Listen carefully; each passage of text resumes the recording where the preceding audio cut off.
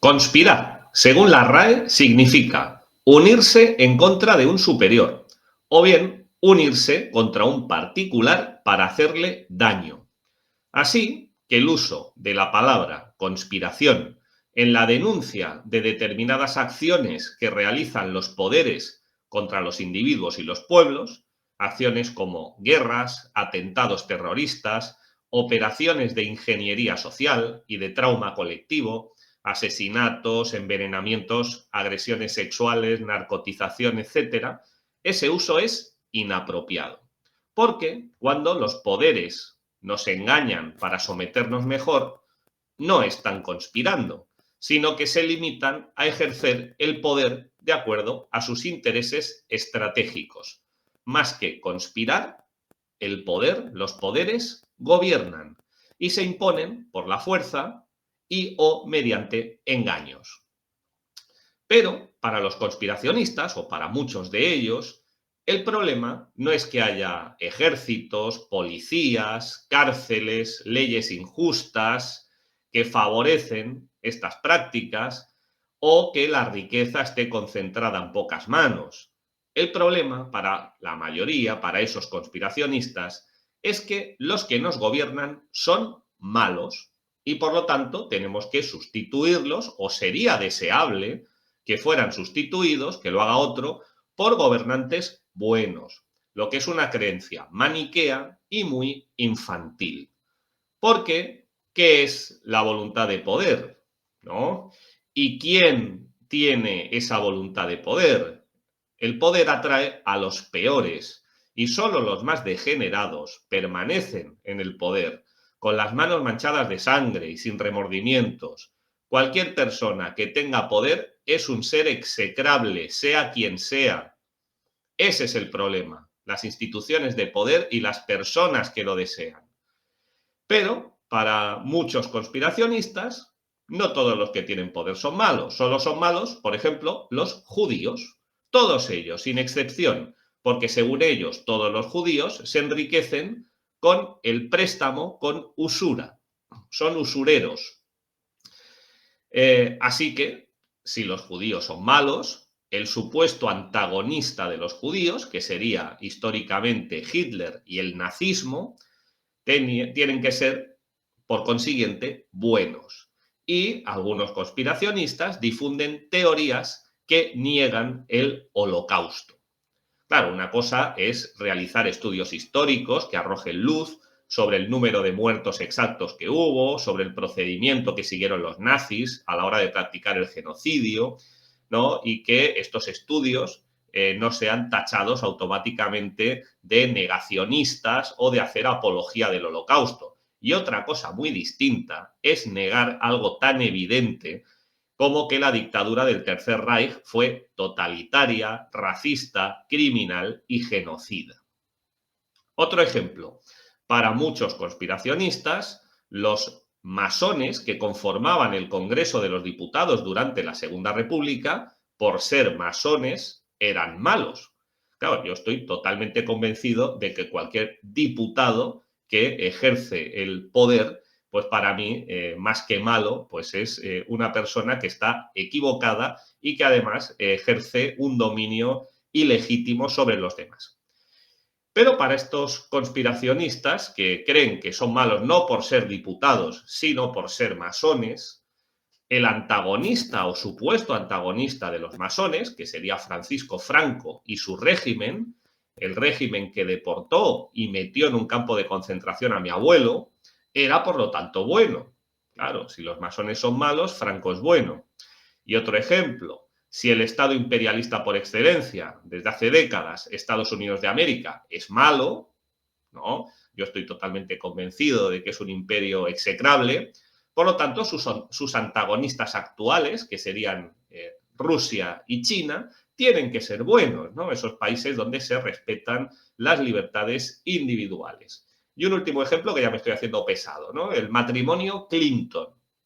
Es malo porque ambos, parece ser que ya está confirmado incluso por los medios de comunicación del sistema de poder, son violadores de niños. Así que el rival electoral y político de los Clinton, Donald Trump, tiene que ser por excelencia bueno, ¿no? Y muchos conspiracionistas apoyan o han apoyado a Donald Trump, a pesar de que este magnate, de que este ricachón visitaba también la isla de las orgías del amigo común que tenía con los Clinton, Jeffrey Epstein. Es decir, esto es una trampa del conspiracionismo, una trampa bastante burda, que es la falacia del falso dilema. A esto hay que añadir que muchos conspiracionistas, con sus divulgaciones en Internet, están blanqueando regímenes brutales como la Rusia de Putin, como ese terrible estado totalitario de dictadura tecnológica, de esclavitud que es China, o incluso se atreven a blanquear el Tercer Reich de los nazis. También muchos conspiracionistas hacen propaganda electoral de partidos políticos infames, como por ejemplo el Partido Republicano en Estados Unidos, o aquí los conspiracionistas patrios, pues que tienen muchas simpatías con Vox. Es decir, que muchos conspiracionistas, lejos de denunciar que existen estructuras de poder concentrado, que las ocupen quien las ocupen, son las que vulneran nuestra libertad y las que nos explotan económicamente, prefieren culpar a grupos de poder y sociedades secretas, que casualidad, invisibles. Dicho de otra manera, más comprensible, no podemos derrotar a los poderosos porque no sabemos quiénes son. Pero claro, no es necesario buscar la suciedad debajo de la alfombra, porque la ciencia política ha expuesto ya hace muchos años y de manera pública la naturaleza del poder y sus intenciones. ¿Cuáles son? El poder gobierna porque quiere y porque puede, y siempre busca aumentar su grado de dominación respecto a sus gobernados. Si el poder no se explota, quiere exprimirnos todavía más. Si el poder mata, quiere aumentar su capacidad de matar. Si el poder nos quita libertades, quiere convertirnos en esclavos. Y es que la moral, lo que está bien y lo que está mal, la moral está totalmente ausente en las decisiones de los gobernantes. Y esto siempre ha sido así. Y siempre ha sido así mucho antes de que naciera, por ejemplo, la Compañía de Jesús en el siglo XVI, con lo cual los jesuitas no pueden ser los culpables de la ausencia de la moral en la política. Y esto ha sido así mucho antes de que naciera la masonería en el siglo XVIII. Y si no, que se lo digan a personajes tan crueles y despiadados como, por poner tres ejemplos, Julio César, Gengis Khan o Mahoma, que ejercieron el poder apoyándose en instituciones de poder concentradas llamadas Estado. Y no se apoyaron en logias masónicas, ni en sanedrines judíos, ni siquiera eran capitalistas de grandes empresas multinacionales. ¿O es que había una masonería musulmana que incitó a Mahoma a ordenar el genocidio de la batalla de Jaibar? ¿O es que fueron los jesuitas los que dieron la orden de que el ejército mongol violara a miles y miles de mujeres?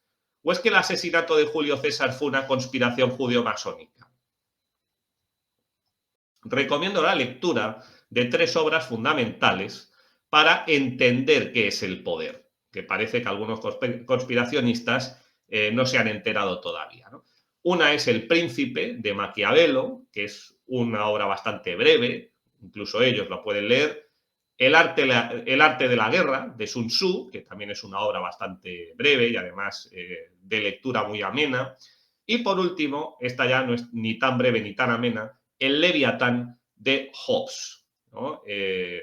Porque todavía hay algunos que creen que el poder está para servirnos y que las instituciones de poder no son en sí mismas ni buenas ni malas, sino que son neutras. Y todo depende de quién tenga esos puestos de poder, si lo hace bien o si lo hace mal, ¿no? El primero que se atrevió a defender sin eufemismos que los gobernantes deben hacer lo que sea para mantener o aumentar su poder al margen de la moral fue el renacentista Maquiavelo en el siglo XV. El fin justifica los medios. El poder es maquiavélico, sea el que sea. A veces me asombra la inocencia que tienen algunos conspiracionistas cuando denuncian que el poder nos miente, nos explota económicamente, nos enferma, nos viola, nos tortura, nos mata. ¿Y qué creen que hace el poder? ¿Qué creen que ha hecho el poder durante siglos? ¿Qué creen que es una guerra? Pero para ellos lo importante es quién tiene el poder y no el hecho de cuestionar las estructuras de poder concentradas.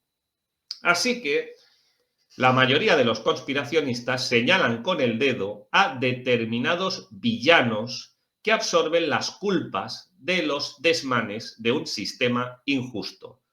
Para ellos, el problema, por lo tanto, son esos villanos y no el sistema. ¿Qué villanos? Pues personajes como, por ejemplo, Klaus Schwab o Bill Gates, familias como los Rothschild o los Warburg, sociedades secretas como las diferentes masonerías, porque hay de muchos tipos, la Orden de Malta, los templarios o los jesuitas. Incluso se atreven a señalar con el dedo a colectivos étnicos enteros como los judíos. Todos ellos se sacrifican, entre comillas, se sacrifican para salvar las estructuras de poder que les permiten a ellos y a otros muchos gozar del poder. Eso sí, el único sacrificio que han tenido que hacer personajes tan nefastos como George Soros es aguantar los insultos que muchos le propinan o le propinamos en Internet. No es un gran sacrificio en comparación con los beneficios que ha recibido Soros y su familia por su galardonada interpretación de jefe de los villanos. Mientras señalamos con el dedo a un personaje, a un villano, como por ejemplo Bill Gates, hay cientos de accionistas, ejecutivos de grandes empresas, sobre todo altos funcionarios, estrategas del ejército, que tienen la misma o probablemente mayor responsabilidad en los crímenes que los conspiracionistas culpan a Bill Gates, pero resulta que todos los demás pasan desapercibidos, porque el único que da la cara es precisamente Bill Gates. Y claro, Gates es el único multimillonario. Schwab o Soros son los únicos estrategas. ¿Solo los judíos tienen poder y riqueza? ¿Todos los poderosos y todas las estrellas del espectáculo son Illuminatis?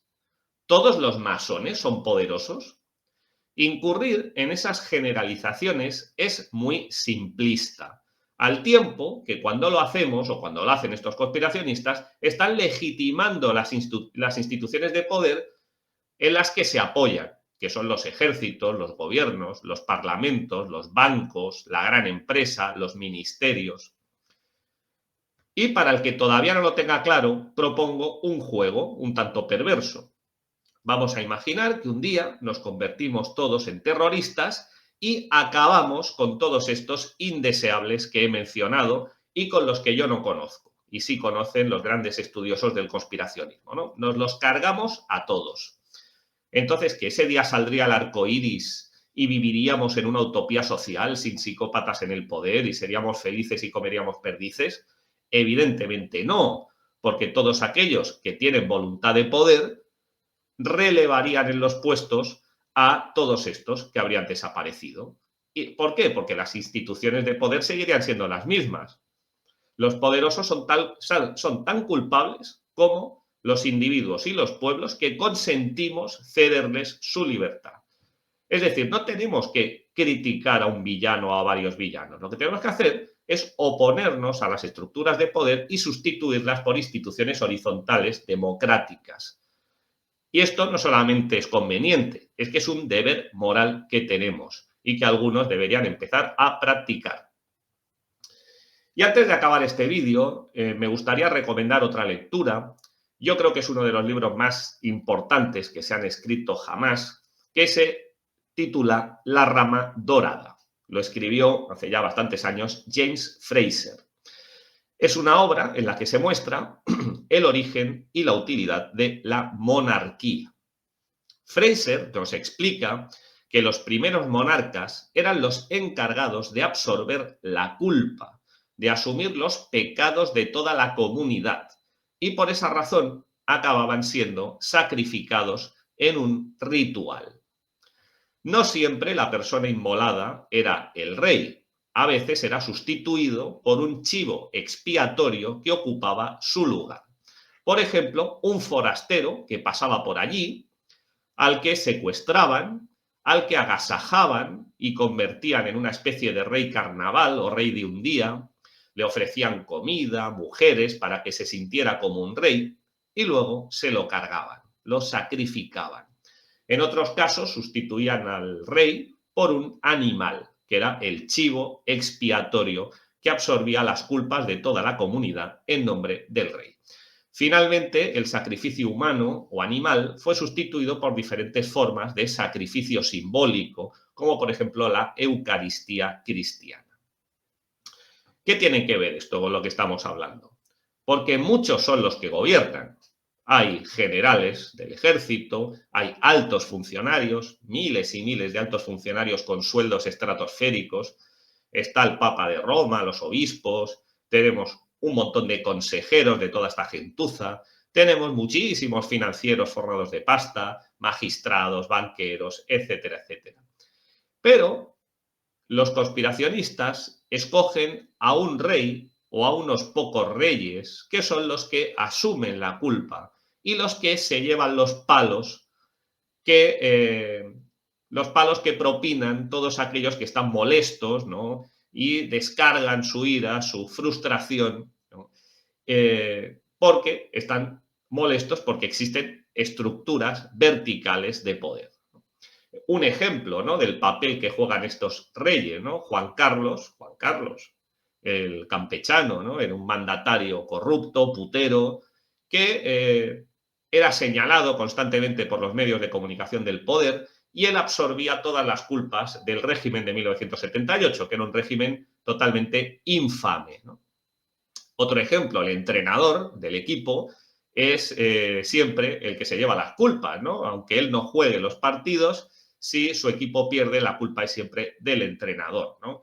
Actualmente, Pedro Sánchez, el actor de Culebrones, e Irene Montero, esa persona que no es muy inteligente, son los que reciben los insultos, como los que yo le acabo de hacer ahora mismo, ¿no?, de todos los que estamos indignados por la situación que vivimos en la actualidad, ¿no? Entonces tenemos un nuevo rey al que los conspiracionistas sacrifican, que son Bill Gates, Klaus Schwab, el barón de Rothschild, los judíos askenazíes, y cuando muera el rey, gritarán: el rey ha muerto, larga vida al rey. Y entonces auparán a personajes como Putin, Donald Trump o el primer arribista que pase por allí, condenándose a un ciclo sin fin de gobernantes y gobernados, que es precisamente el que yo no quiero.